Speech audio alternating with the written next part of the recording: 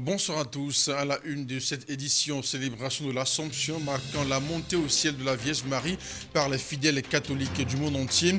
Au Burkina Faso, les fidèles ont prié sous le signe de la foi, l'espérance et de la communion. On en parle en début d'édition. Et puis, première session extraordinaire de la Commission de partenariat public-privé. Une vingtaine de projets couvrant des domaines du transport, de l'énergie, de la santé, de l'éducation ont été examinés et adoptés par les participants. On en parle également dans ce journal.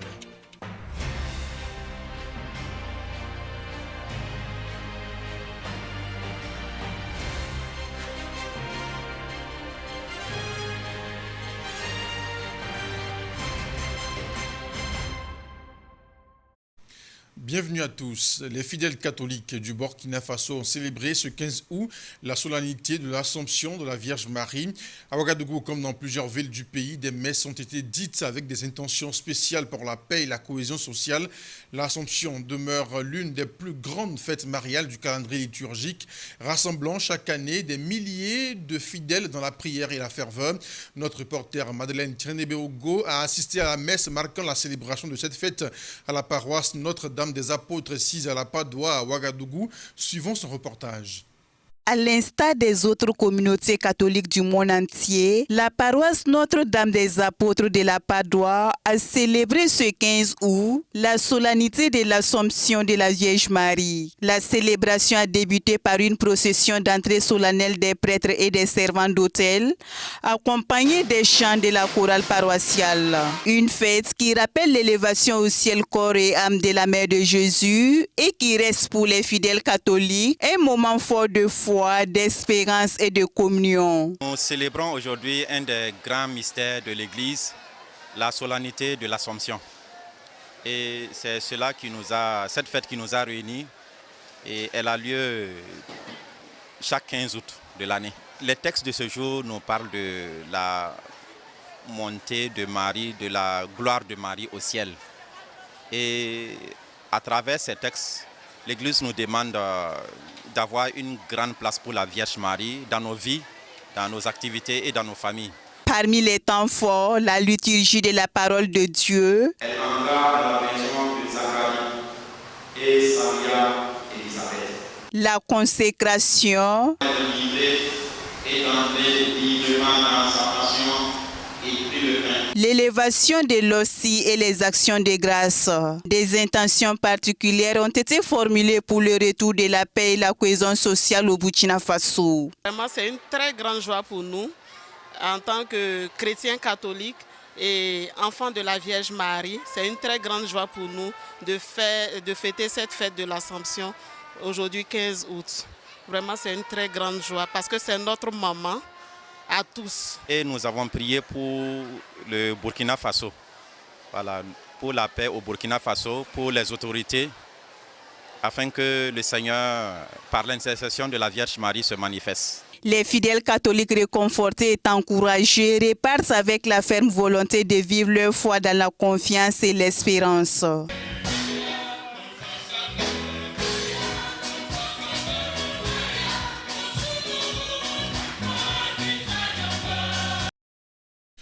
La Commission de partenariat public-privé, en abrégé C, PPP, a tenu hier jeudi sa première session extraordinaire de l'année 2025. La rencontre présidée par le chef du gouvernement, Rim Talba Jean-Emmanuel Ouedraogo, a permis d'actualiser et de valider le programme PPP 2025. Une vingtaine de projets couvrant des secteurs tels que le transport, l'énergie, l'eau, le logement, la santé, l'éducation ont été recensés et validés à ce rendez-vous. Les stratégies nécessaires pouvant accéder à leur mise en œuvre efficace ont été également proposées. Abdou Karim Bonda pour les précisions.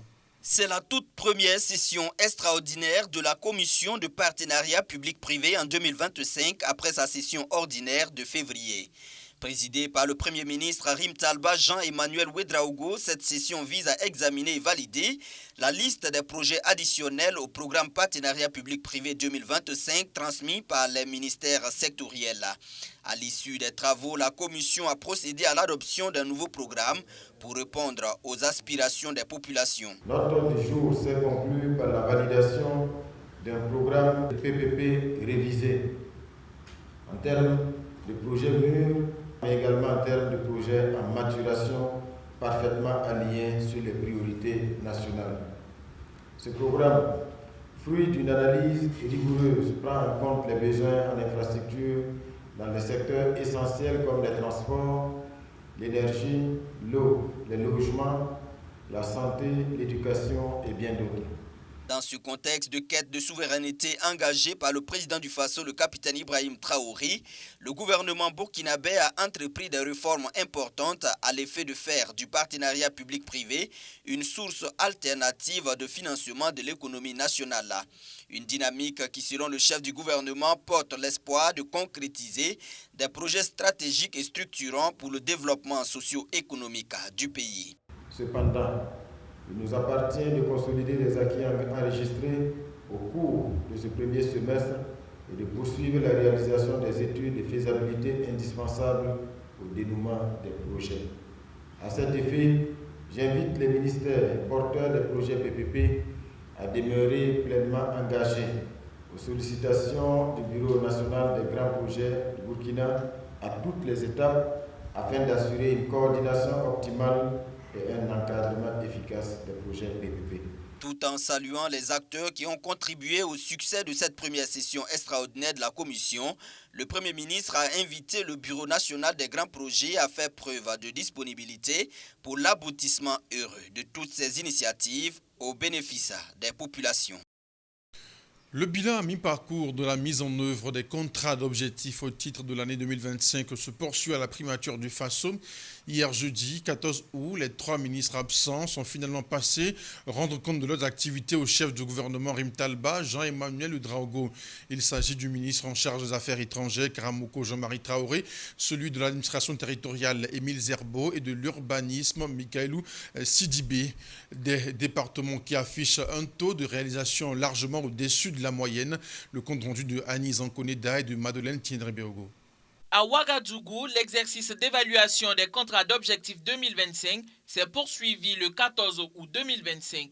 3 membres du gouvernement étaient face au Premier ministre, notamment les ministres des Affaires étrangères, de l'administration territoriale et de l'urbanisme. Au département de la diplomatie burkinabé, le ministre Karamoko Jean-Marie Traoré a présenté un taux global de réalisation de 60,63% à mi-parcours. L'accent a été mis sur la coopération régionale et internationale avec la recherche de nouvelles alliances stratégiques. Nous avons saisi l'opportunité pour parler des différentes contraintes que nous avons et qui ont impacté le niveau de réalisation de certaines activités.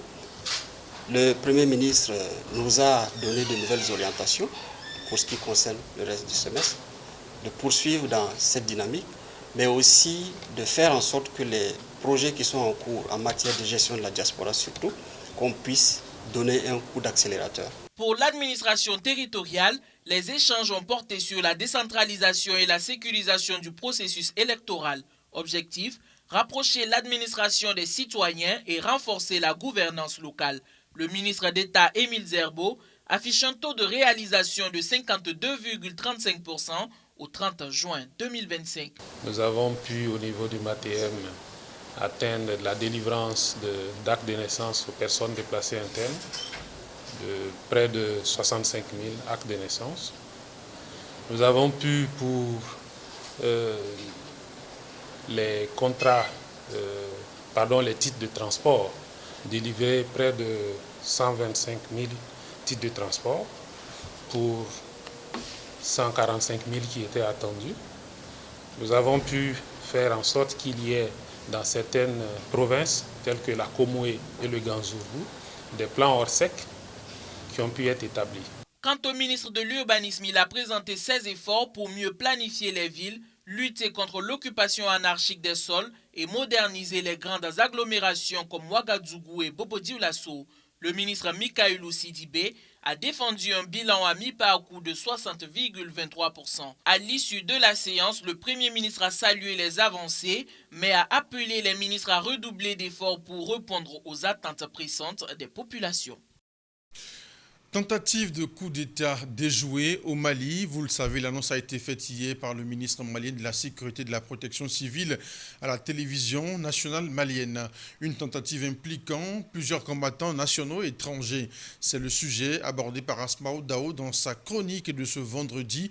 Pour elle, cette situation est la manifestation de la guerre de longue haleine à laquelle le président du Faso, le capitaine Ibrahim Traoré, invite les Burkinabés à se préparer. Suivez donc. Un président en Afrique de l'Ouest soulignait il n'y a pas longtemps que ceux qui ont chassé les Français, rompre des accords et s'arment, ont-ils vaincu le terrorisme aujourd'hui? J'espère que ce même président suit l'actualité. Ce n'est pas du terrorisme, nous sommes en guerre contre nos oppresseurs, des lâches qui ne déclarent pas de guerre conventionnelle, mais qui nous pompent les nerfs d'une guerre asymétrique. L'AES rejette avec vigueur l'hypocrisie. L'AES s'affirme et s'assume. Elle n'est pas d'accord avec toi, droit dans les yeux, elle te le dit en face. Elle arrête tout, elle passe à autre chose. Et figurez-vous que malgré ce détachement, l'ennemi s'agrippe à ses bottes avec le même dessein. Sans nous, le colon perd son souffle de vie. C'est l'enjeu majeur. Donc en aucun cas, il ne peut lâcher l'affaire. Impérialiste, terroriste, inhumain, foudala, djihadiste, en effet. Vous et moi connaissons le nom de la sorcière, mais nous l'appelons tous grand-mère pour le peu de respect éphémère. Une énième tentative de déstabilisation au Mali par un groupuscule d'éléments des forces armées et de sécurité maliennes. Parmi les personnes interpellées figure un ressortissant français répondant au nom de Yann Christian Bernard Vézilier et agissant pour le compte du service de renseignement français. Bonne chance. Je vous pose une question. Avez-vous l'habitude d'entendre l'implication d'un Aésien dans l'atteinte de sûreté en France? Le capitaine Thomas Sankara déclare que l'impérialisme est un mauvais élève. Quand il est battu, quand il est renvoyé de la classe, il revient encore. Une quarantaine d'années après, le capitaine Ibrahim Traoré reprend le refrain. Apprêtez-vous pour une guerre de haute intensité et de longue haleine.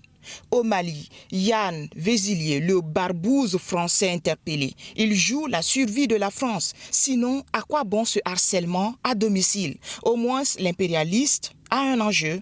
Et les impliqués de chez nous, AES, les militaires et les civils maliens, qui sont dans la dynamique de et qui ne risquent rien à rien. D'accord, bonne chance dans la mise en difficulté de vos familles respectives. De toute façon, je demeure partisane des coups d'État salvateurs pour me tirer vers l'avant, mais pas pour de filous coups d'État destructeurs pour me ramener aux années de mes arrière-grands-parents enchaînés et déportés de la pire manière en Occident. Autant pour les luttes, il y en a bonnes comme mauvaises. Au sein de l'AES, vivement que certains puissent se départir de leur tube digestif et se joindre au dynamisme actuel des 3 chefs d'État pour un Sahel nouveau.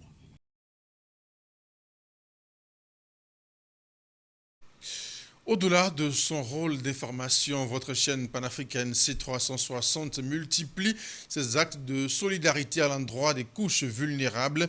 Elle était hier dans les locaux de l'orphelinat de l'hôtel maternel de Ouagadougou pour un don à l'endroit des pensionnaires.